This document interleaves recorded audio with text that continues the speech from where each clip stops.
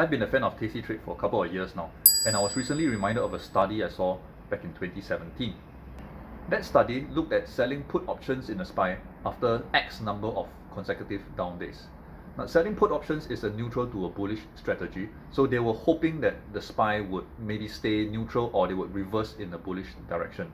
That study showed that if we sold puts in the SPY after 3 consecutive down days, there is a 94% success rate. That is a really good success rate. What if we were to simplify things for those of us who don't want to do options trading? Can we replicate this strategy with just buying the SPY after a certain number of consecutive days? How about if we just pick the number, let's say 3 days. We just pick 3 consecutive down days and then we choose to buy the SPY on the 4th day. What kind of success rates will we get? Will we get anything close to 94%? Let's find out, shall we?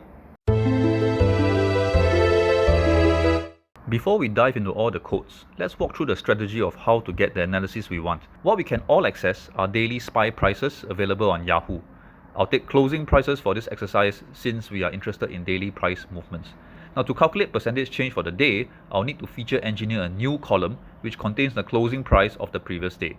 It is basically the closing prices but shifted down by one row. I can then mathematically calculate the percentage for the day easily.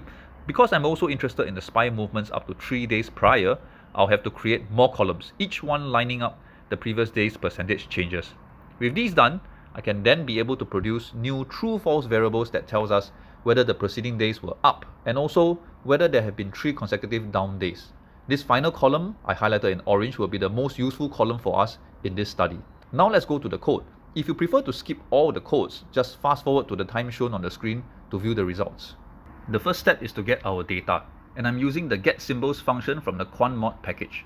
Let's get 20 years of data from 2000 to 2019. But I'll need to start my first data points from 28th December 2019 since I need to determine if 3 consecutive down days had occurred before the first trading day of 2000. Next, let's prep the data by converting the SPY object from a time series into a data frame. This can be done by using row names to columns function from the table package. Then we coerce the date column from a character class into the date class using ymd function from lubridate. I'm making use of dplyr package here to create new columns using mutate, selecting only date and closing prices, then renaming the closing prices column so it's less cumbersome. To feature engineer the columns I need, I'll use the lag function from base R. Once that is done, finding percentage change is an easy calculation. The lag function is then used multiple times on the percentage change column such that up to 3 prior days of percentage change is lined up in a row. na.omit is used to remove the first couple of rows where NAs were created since they did not have up to 3 prior days of data. More columns are then added that signify whether the percentage change was positive for the day using simple greater than 0 operator. That is followed by columns that signify if there had been 1, 2, or 3 consecutive down days prior. That last column, D3_change, is our main targets for this project.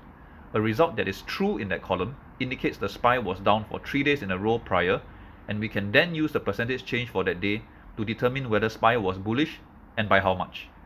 Next, I'll aggregate the results into a simple summary showing us the total number of occurrences where SPY was down 3 days in a row over a 20-year period. The number of days the SPY showed a bullish day in response to those 3 down days, the percentage of those days where this strategy was successful, and then the mean, max, and minimum result had we taken those trades. I'll plot a histogram on ggplot to visualize the results, and I'll color the x-intercept red for our reference. Lastly, I want to find out how many points in the SPY would I have gained if I applied this strategy over 20 years. I'll then compare this to the points gained in the SPY had I simply bought the stock on the first trading day of 2000 and held it for the same duration as our study.